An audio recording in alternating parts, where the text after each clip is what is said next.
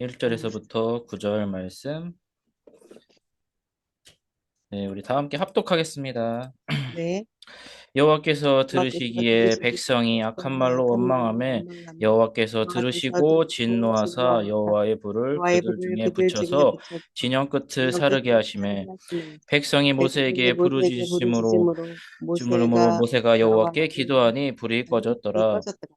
그곳 이름을 그 이름을 다베라라 불렀으니 다베라 이는 불렀으니 여호와의 불이 그들 중에 붙은 까닭이었더라. 그들 중에 섞여 사는 다른 인종들이 탐욕을 품음에 을 품음에 이스라엘 자손도 이스라엘 다시 자손도 울며 이르되 누가 우리에게 고기를 주어 먹게 하랴. 우리가 애굽에 있을 때에는 있을 값없이 때는 생선과 값없이 오이와 참외와 부추와 고추와 파와 부추와 마늘들을 먹은 마늘을 것이 먹을 생각나거늘 생각나거늘 이제는 우리의 이제는 기력이 우리의 다하여 이 기력이 만나 다하여 이 외에는 만나 보이는 외에는 것이 보이는 것이 아무것도 아무것도 없도다 하니 없더니 만나는 가시와 만나는 가시와 같고 같고 모양은 진주와 모양은 같은 진주와 것이라 같은 것이라 백성이 백성이 두루다니며 그것을 두루다니며 거두어 그것을 맷돌에 거두어 갈기도 하며 절구에 찢기도 하고 가마에 삶기도 가마에 하여 삶기도 하여 과자를 과자를 만들었으니 그 만들었으니 맛이 기름 그 맛이 섞은 기름 과자 섞은 맛 과자 맛 같았더라. 같았더라. 밤에 이슬이 밤에 진영에 이슬이 내릴 진영에 때에 내릴 때 만나도 만나도 함께 함께 내렸더라. 내렸더라. 아멘. 아멘. 네, 우리 지난 시간에는 이제 민수기 10장 29절 36절 말씀에서는 이제 시내 산을 떠나 이제 이스라엘 백성들이 하나님의 인도하심에 따라 약속의 땅을 향해 발걸음을 옮기기 시작합니다. 이때 지도자였던 모세가 처남 호밥에게 동행을 요청했던 장면과 이스라엘을 출발하고 이제 멈출 때마다 모세가 하나님께 기도로 반응했던 모습을 볼 수가 있었습니다. 하나님께서 앞서가시며 쉬게 하시는 또 그 여정 속에서 또 믿음으로 따라가려는 그 순종의 모습이 또 담겨 있었습니다. 그러나 오늘 본문에서는 그 믿음의 여정 위에 서 있는 백성들이 하나님 앞에 어떤 태도를 보였는지를 보여줍니다. 말씀을 통해 이제 그들의 모습을 돌아보면서 살펴보면서 지금 우리가 어떤 말과 생각으로 하나님 앞에 있는지를 함께 돌아보기를 원합니다. 이 시간이 또 하나님 말씀 앞에서 우리의 삶을 다시 세우는 은혜의 시간이 되셨으면 합니다. 네, 이제 본문 1절을 함께 읽어보겠습니다. 시작. 여호와께서 들으시기에 백성이 악한 말로 원망하며 여호와께서 들으시고 진노하사 여호와의 불을 그들 중에 붙여서 진영 끝을 사르게 하시매 이제 이스라엘 백성은 시내산을 떠난 직후 광야의 피로와 이 불편함 속에서 하나님께 원망을 하기 시작합니다. 이 말은 모세에 향한 불평처럼 보였지만 이제 하나님께서는 그들의 말과 마음을 모두 들으셨고 그것을 악한 말로 판단하셨습니다. 여기서 들으셨다는 표현은 단지 소리를 들었다는 뜻이 아니라 백성들의 속마음까지 감찰하시는 하나님의 전지전능하심을 드러내는 말씀입니다. 하나님은 당신의 백성이 무슨 말을 하시고 어떤 마음을 품고 있는지를 정확하게 알고 계시고 결코 지나치지 않으십니다. 이제 시편 139편에서 다윗은 이렇게 고백합니다. 내가 하늘에 올라갈지라도 주께서 거기 계시며 스올의 내 자리를 펼지라도 주께서 거기 계시니이다. 이 말씀은 하나님은 우리의 삶 전체를 아시고 우리의 말과 생각을 판단하시는 분이시라는 것을 알게 됩니다. 그래서 말이 무너진 자리에는 믿음이 자리 잡기가 어렵습니다. 원망은 현실을 바꾸질 뿐만 아니라 못할 뿐만 아니라 하나님과의 관계를 어둡게 만들고 결국 범죄하게 만듭니다. 지금 이스라엘 백성들은 이 불평 불만을 보면서 이제 제 얘기를 한번 해보겠는데요. 저는 이제 주님의 부르심에 따라 이제 신학 대학원에 진학을 합니다. 그런데 이 공부를 하면서 마음 한편에는 이제 금전적인 고민이 가득했습니다. 이제 등록금과 생활비 부담이 늘 있었고 때로는 마음속으로 어떤 공사판 가서 일용직을 일해도 먹고 살만하지 않겠느냐 하는 생각이 항상 있었습니다. 그런데 이런 말이 제가 생각으로 했지만 지금 돌이켜 보면은 그 생각들을 하나님께서 감찰하셨고 또 이 생각들이 결코 하나님께서 좋게 보지 못했던 것입니다. 믿음이 없던 마음이었던 거죠. 그런 가운데 이제 학교에서 이제 바울 서신 로마서를 공부합니다. 이 강해를 들으면서 또 이제 로마서 7장 말씀을 접하게 되었는데요. 이 로마서 7장 22절, 23절이 제 마음속에 들어왔습니다. 내 속사람으로는 하나님의 법을 즐거워하되 내 지체 속에서 한 다른 법이 내 마음의 법과 싸워 나를 사로잡는다.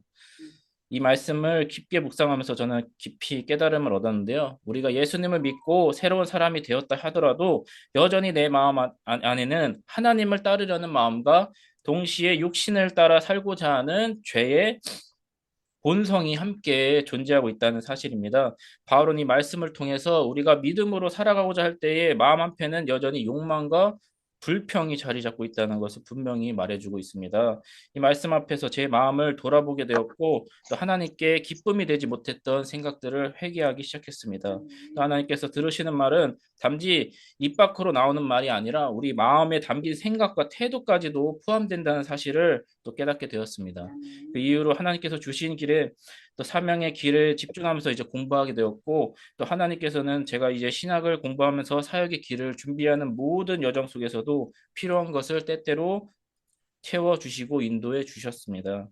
하나님은 이제 우리의 상황을 당장 바꾸시기보다는 이제 마음의 중심을 가다듬고 이 그 마음을 말씀 앞에서 바르게 반응하기를 원하시고 이끄십니다. 이것은 저만의 이야기가 아닙니다. 오늘 우리에게도 주시는 말씀이며 지금 말씀을 듣고 있는 여러분에게도 주시는 말씀입니다. 현실의 무게 앞에서 마음이 흔들리는 분이 있을 수도 있습니다. 눈앞의 문제보다 더 중요한 것은 우리가 하나님을 신뢰하며 그 앞에서 어떤 마음을 갖고 어떤 말과 태도로 하나님께 반응하느냐가 중요한 것입니다. 하나님은 지금도 우리를 감찰하시며 우리가 말씀에 순종할 때 각자 삶에 가장 선하고 올바른 길로 인도해 주십니다. 아멘. 1절을 계속 살펴보면요. 하나님께서 이제 진노하셔서 불을 진영 끝에 붙이셨다라고 기록되어 있습니다. 하나님께서 이 공동체 전체를 멸하시려고 하신 게 아니라 진영 끝만 태우시면서 이 전반적인 심판이 아니라 경고를 하고 계시는 것입니다. 하나님은 공동체의 가장자리부터 흔드심으로 백성들이 자기 자신의 모습을 돌아보고 마음을 돌이키기를 원했던 것입니다. 그리고 모세의 기도를 들으시고 불을 거두십니다. 이제 하나님은 지금 우리의 삶의 가장 자리를 흔드심으로 우리가 하나님 앞에 바로 서기를 원하십니다. 징계는 끝이 아니라 다시 돌아올 기회라는 것을 명심하시기 바랍니다. 하나님의 은혜는 언제나 회복을 위한 부르심이며 그 은혜 앞에서 우리가 어떻게 반응하느냐가 믿음의 삶을 결정하게 됩니다. 이제 이 하나님의 말씀을 기억하시면서 2절을 한번 읽어보겠습니다. 네. 백성이 모세에게 부르짖음으로 모세가 여호와께 기도하니 불이 불이 꺼졌더라. 꺼졌더라. 아멘. 이제 불이 진영 끝에 태우기 시작하자 백성들은 더 이상 스스로 어떻게 할 수가 없었고 결국 모세를 향해 도움을 요청합니다. 모세는 그 자리에서 하나님께 기도하면서 청원을 합니다. 근데 이 청원은 단순히 짧은 청원이 아닙니다. 백성의 죄를 대신 짊어지고 하나님께 자비를 구하는 간절한 중보의 기도입니다. 백성은 스스로 하나님께 회개하지 않았지만 모세를 통해서 그들이 하나님 앞에 돌아갈 수 있도록 하나님의 징계가 끝나기를 모세는 하나님을 붙잡고 기도했습니다.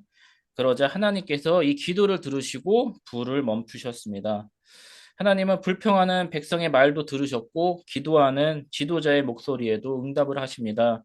하지만 이것은 백성의 책임이 사라졌다는 뜻이 아닙니다. 하나님은 중보자의 기도를 통해 은혜의 문을 여시지만 결국 각자의 회개와 순종을 통해 그 은혜를 참여할 수 있게 하십니다. 오늘 우리에게도 하나님께 동일하게 말씀하시고 우리가 어떻게 반응하는지를 보십니다. 누군가의 기도를 통해 은혜의 기회를 열릴 수는 있지만 그 안에 들어가는 것은 우리 각자의 믿음과 결단이 있습니다. 누군가의 믿음 뒤에 숨는 것이 아니라 우리 자신이 말씀 앞에 서고 하나님께 올바르게 반응하고 순종하는 사람이 되어야 합니다. 이제 3절을 한번 읽어보겠습니다. 그곳 이름을 다베라라 불렀으니 이는 여호와의 불이 그들 중에 붙은 까닭이었더라. 아멘. 이제 이스라엘 백성은 광야에서 하나님의 인도하심에 따라 걷고 있었지만 그 가운데서도 원망을 멈추지 않았습니다. 이 결국 하나님의 진노를 받게 되었는데요. 하나님은 그들을 징계하시고 불을 내리셨으면서 이 자리를 다베라라고 이름을 남기십니다. 이 다베라라는 뜻은 불사름이라는 뜻입니다. 하나님의 심판이 그 자리에 새겨졌고 이 이스라엘 백성들은 이 사건을 통해서 자신의 말과 행동이 하나님 앞에서 어떻게 판단되었는지를 분명히 알게 되었습니다. 그리고 그 이름은 이 이후 세대에 이르기까지 경고와 교훈으로 남게 되었습니다. 신약 시대에도 이러한 사건들이 있었는데요. 사도행전 5장을 보면 아나니아와 삽비라라는 사람이 이 교회 앞에서 자신들의 헌금 일부를 감추고 마치 모든 것을 드린 것처럼 거짓으로 말합니다. 그들의 행동은 하나님 앞에 정직하지 못한 마음과 속임이 드러난 사건이었는데요. 하나님은 그 죄를 그대로 넘기지 않으시고 그 자리에서 심판하십니다. 하나님은 그 결과로 아나니아와 삽비라를 같은 날 각각 죽게 하시고 이 일로 인해 온 교회와 이 일들을 들은 모든 성도들이 크게 두려워하게 되었습니다. 그리고 이 장소 하나님을 거룩함과 공의가 선포되는 자리로 기억하게 하시고 공동체 전체가 하나님 앞에서 어떤 자세로 살아가야 하는지를 깊이 깨닫게 하는 계기가 되었습니다. 오늘 본문에서도 마찬가지입니다. 하나님은 이스라엘의 말을 들으시고 판단하셨고 그 불순종의 흔적을 이름으로 남기십니다. 하나님은 지금도 우리와 우리의 말과 생각을 감찰하시면서 우리가 지나간 자리마다 무엇이 남고 있는지를 보고 계십니다. 우리가 머문 자리에 불평의 흔적이 남아 있는 것인지, 믿음의 순종이 남아 있는 것인지, 하나님 앞에서 기억될 이름이 우리가 무엇인지를 우리는 늘 말씀 앞에서 돌아보셔야 합니다. 이제 4절을 읽겠습니다. 그들 중에 섞여 사는 다른 인종이 탐욕을 품매 이스라엘 자손도 다시 울며 이르되 누가 우리에게 고기를 주어 먹게 하랴. 아멘. 이제 이스라엘 공동체 안에는 이제 출애굽 당시에 같이 함께 따라온 이방 무리들이 있었습니다. 출애굽기 12장 38절에서 보면은 수많은 잡족이라고 함께 나와 있습니다.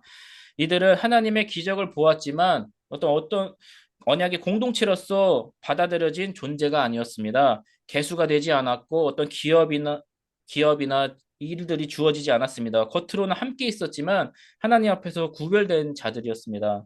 바로 이들 가운데 먼저 탐욕이 시작되었습니다. 이 탐욕은 곧 이스라엘 백성 전체에 퍼져나갔습니다. 눈앞의 결핍보다 마음속의 욕망이 먼저 움직였던 것입니다. 성경에서 다시 울며라고 표현합니다. 이전에 징계를 받았음에도 그들은 또다시 불평했고 같은 죄를 반복하게 됩니다. 그리고 누가 우리에게 고기를 주어 먹게 하랴라고 외칩니다. 하나님을 신뢰하는 믿음은 사라지게 되었고 다른 공급자를 기대하며 고기를 요구하는 탐욕만이 남아있게 됩니다. 이 탐욕은 개인의 마음에서 시작되지만 그대로 두게 되면 공동체 전체가 병들게 됩니다. 처음에는 외부에서 들어온 죄였지만 결국 안에서 자라나 모두를 무너지게 만드는 것입니다. 오늘날 교회에서도 같은 일이 일어날 수도 있습니다. 말씀보다 세상의 가치와 욕망을 따르는 자들이 교회를 흔들고 성도들의 마음을 흔들리게 할 수가 있습니다. 예수님께서 이제 마태복음 13장에서 말씀하신 이 가라지 비유는 신앙 공동체 안에도 참된 성도와 이 악한 성도가 함께 공존할 수 있다는 사실을 보여줍니다. 이것을 이제 초대 교부인 히포의 어거스틴도 이 비유를 따라 종말이 오기 전까지는 교회 안에는 선과 악이 함께 있을 수 있다고 보았습니다. 그렇다고 해서 이 교회 안에서 죄를 그냥 두어도 괜찮다는 뜻이 아닙니다. 어거스틴은 교회가 거룩함을 지키기 위해서 반드시 말씀에 따라 죄를 분별하고 권면하여 하나님 앞에 바로 서야 한다고 강조합니다.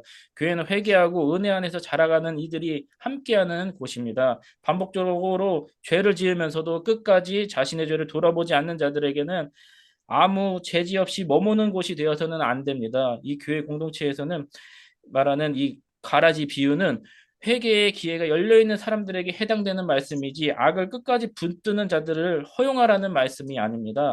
그러므로 우리는 먼저 나 자신을 말씀 앞에서 점검하셔야 합니다. 동시에 내 옆에 있는 형제가 죄 가운데 흔들리고 있다면 방관하지 말고 말씀으로 붙들어주고 기도해 주셔야 합니다. 복음 안에서 서로를 세워가는 것이 교회 공동체이며 비로소 공동체는 거룩함을 유지할 수 있게 되는 것입니다. 이제 5절을 한번 읽어보겠습니다.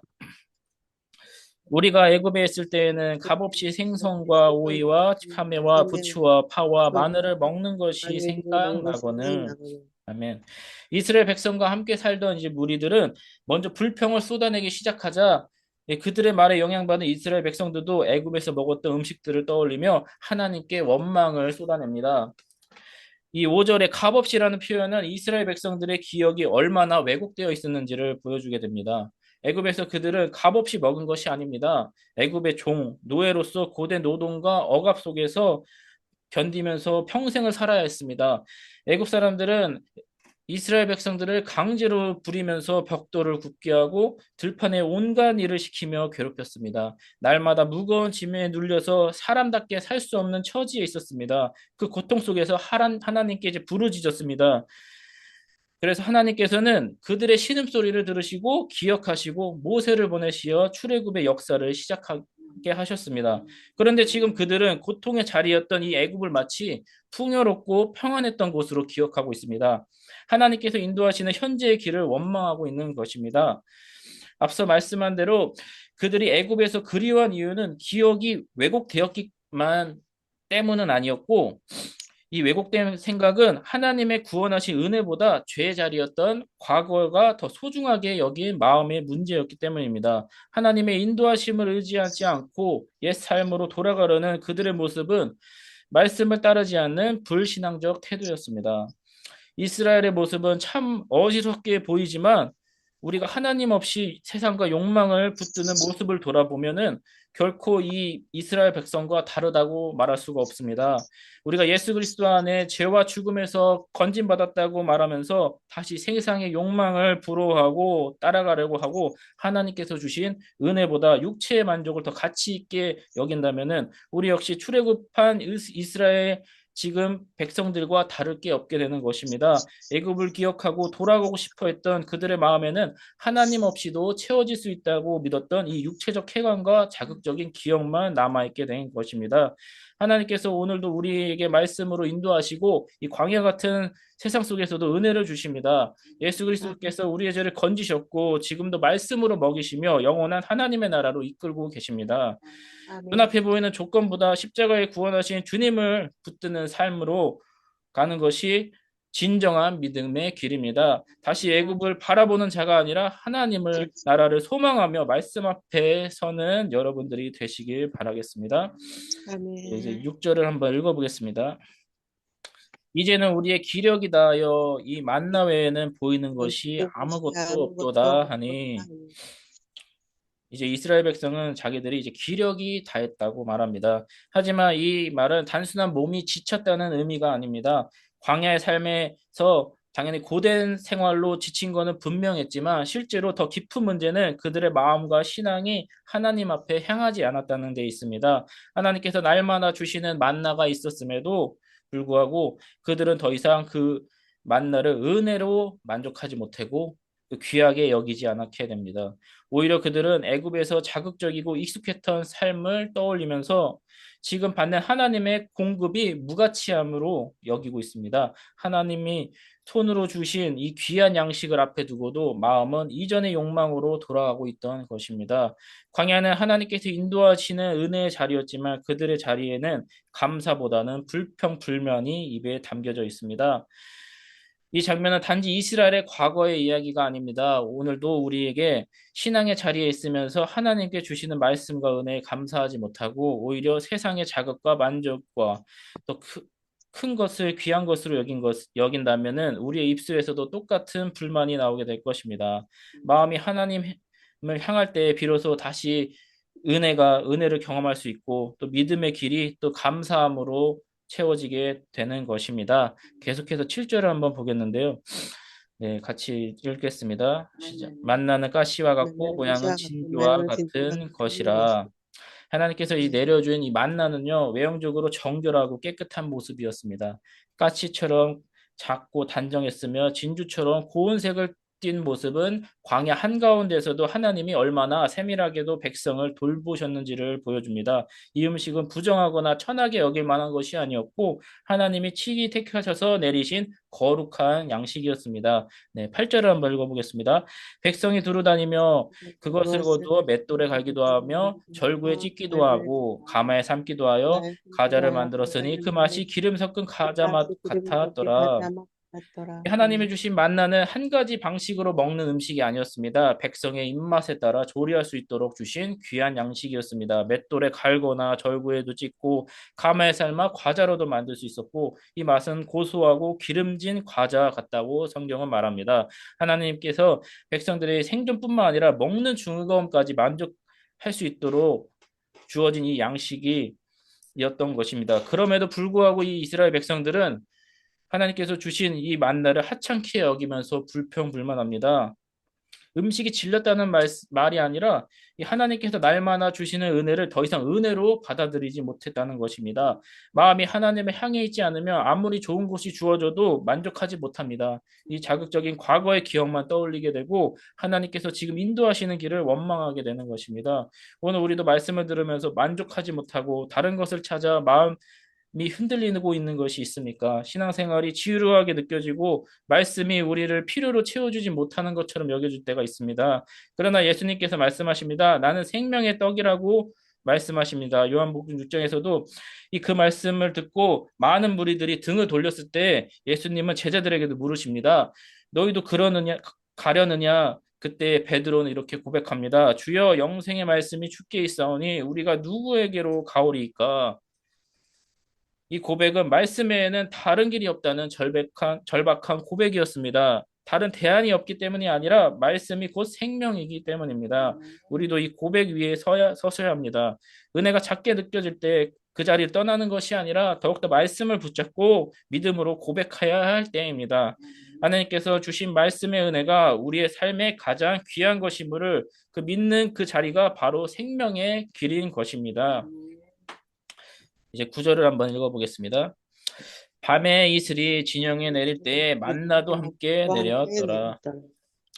예, 하나님께서 내려주신 만나는 이 새벽 이슬과 함께 조용히 이스라엘 진영에 내렸습니다. 소란스럽지 않지만 분명하고 눈에 잘 띄지 않지만 실제로 존재하는 은혜의 모습이었습니다. 해가 뜨고 기온이 오르면 이 만나도 함께 사라졌기 때문에 백성들은 아침 일찍 일어나 부지런히 움직여야만 이 만나를 얻을 수가 있었습니다. 이 모습은 만나가 이 자연 속에 생긴 것이 아니라 하나님께서 하늘에서 보내주신 이 초자연적인 공급하심입니다. 하나님은 백성들에게도 말씀하십니다. 내가 주는 양식을 귀하게 여기고 내가 정한 때에 순종함으로 나아오라. 이것이 단지 부지런한 자세를 말씀하시는 것이 아니라 은혜를 소중히 여기라는 하나님의 말씀이신 것입니다. 이 장면은 오늘날 우리가 살아가는 우리에게도 동일하게 적용할 수 있습니다. 하나님은 여전히 말씀을 통해 은혜를 주시고 기도를 통해 힘을 주십니다. 그런데 그 은혜가 항상 강한 소리나 눈에 들어오는 방식으로 오는 것이 아니라 이슬처럼 조용하고 부드럽게 다가올 때가 많습니다. 그렇기 때문에 말씀 앞에 서면서 우리가 기도의 자리에 나아가려고 하는 우리의 마음과 태도가 무엇보다 중요한 것입니다. 기도의 시간은 길이만으로 평가되지 않습니다. 그렇다고 짧은 기도로 충분하다는 것도 아닙니다. 말씀을 읽고 기도하는 시간은 그 길이와 중심, 그 모두 하나님 앞에서 중요한 것입니다. 오랜 시간 하나님 앞에 머무는 일도 귀하고 때로는 짧은 시간이어도 간절히 하나님을 찾는 그 마음의 중심도 하나님께서 기뻐 받아 주십니다. 중요한 것은 우리가 하나님 앞에 머무르고자 하는 그 마음입니다. 하나님은 그 마음을 기뻐하시고 거기서부터 은혜가 시작됩니다. 오늘도 하나님은 새벽 이슬처럼 조용히 우리 삶 가운데 은혜를 내려주고 계십니다. 그 은혜를 사모하는 마음으로 말씀 앞에 서시고 또 하나님께 말씀을 드릴 때 그 하나님께서 반드시 우리를 먹이시고 다시 일어설 힘을 주십니다. 아멘. 이제 오늘 말씀을 맺겠는데요. 오늘 우리에게 주신 이제 민수기 11장 1절에서 9절 말씀을 통해서 하나님께서 또 인도하시는 광야 여정 속에서 이스라엘 백성이 어떤 반응을 보였는지를 우리가 살펴보았는데요. 이스라엘 백성들은 이제 불평 불만을 입에 달았고 하나님은 그 말을 들으셨을 뿐만 아니라 그 중심까지 감찰하셨습니다. 불평은 하나님께 징계를 불러왔고 결국 모세의 중보를 통해 하나님의 자비를 나타냅니다. 그러나 그 은혜가 멈추지 않았음에 불구하고 이스라엘 백성들은 또다시 또 하나님보다 애굽을 그리워하며 다시 원망하는 말을 쏟아내게 됩니다. 출애굽 당시 따라온 이 이방 무리들, 곧 섞여 사는 자들 이의 불망 때문에 공동체가 빠르게 전염되었고 그 말은 결국 이스라엘 전체를 흔들게 되었습니다. 이 이스라엘 백성들은 하나님께 주시는 이제 만나의 양식보다 애굽에서 먹었던 이 자극적인 음식들을 더 귀하게 여기면서 하나님께 주시는 은혜를 하찮게 여기게 됩니다. 하나님께서 그런 그들에게도 여전히 만나를 내려주시고 새벽 이슬처럼 조용히 그들의 삶 가운데 은혜를 베푸셨습니다. 그러나 이 은혜는 부지런히 깨어있는 자만이 누릴 수 있는 것이고 결국 하나님 앞에 말씀을 귀히 여기고 그 마음의 중심을 다하는 자만이 그 생명의 양식을 받을 수 있게 되는 것입니다. 우리가 말씀이 작아 보이고 은혜가 익숙해질수록 우리의 마음은 점점 다른 것을 바라보게 됩니다. 그러나 진리이며 생명이신 이 하나님의 말씀은 결코 작지가 않습니다. 문제는 우리의 마음이 흐려졌기 때문입니다. 하나님께서 오늘도 우리에게 주시는 말씀은 여전히 생명의 양식이며 예수 그리스도를 통해 우리를 먹이시고 이끄시는 은혜입니다. 그러므로 우리는 지금도 하나님의 말씀 앞에서 이 말씀을 생명으로 붙들고 그 은혜를 귀히 여기며 하나님의 인도하시는 길을 감사함으로 걸어가는 자들이 되셔야 합니다. 눈에 보이는 조건이 아니라 말씀의 약속을 따라가며 살아가는 걸음이 이 복된 삶의 길이 됩니다. 하나님께서 주시는 은혜를 날마다 소중히 여기며 다시 말씀 앞에서 머물고 세상이 아니라 하나님을 더욱 귀하게 여기는 저와 여러분이 되시기를 주님의 이름으로 소망합니다. 아멘. 기도하시겠습니다. 네, 사랑과 은혜가 풍성하신 하나님, 오늘도 우리의 말씀 앞에 세우고 불평과 원망이 아니라 은혜와 감사로 할 이유를 깨닫게 해주심에 감사합니다. 광야의 여정 속에서 날마다 만나를 내려주신 주님께서 오늘도 우리의 삶에서도 말씀으로 양식을 주시고 여전히 우리를 인도하시고 계심을 믿습니다. 저희가 때로는 보이는 것만 바라보며 흔들릴 때가 있지만 그럴수록 더 깊이 하나님의 은혜를 기억하며 말씀을 소중히 여기는 믿음의 사람이 되게 하여 주시옵소서. 다시 애굽을 아멘. 그리워하는 어리석음이 아니라 하나님의 약속에 따라 오늘도 걸어가는 순종의 걸음을 살아가게 하시고 말씀을 생명의 양식으로 여기며 늘 하나님과 동행하는 삶이 되게 하여 주시옵소서. 또 아멘. 조이풀교회를 축복하여 주시고 이 교회를 통해 복음의 빛이 아멘. 밝게 비춰지게 하시고 말씀을 맡은 사역자들과 또 듣는 성도들 한 사람 한 사람이 더 깊은 은혜 가운데 거하게 하여 주시옵소서. 이 아멘. 믿음의 공동체가 예배와 말씀 안에서 견고히 서서 많은 사람들을 살리고 세우는 복음의 통로가 되게 하여 주시옵소서. 아멘. 감사드리며 예수님의 이름으로 기도드렸습니다. 아멘. 아멘. 주님이 주신 기도로 예배를 마치겠습니다. 아멘. 하늘에 계신 우리 예수님이 아버지여, 보지요. 아버지 이름이 거룩하게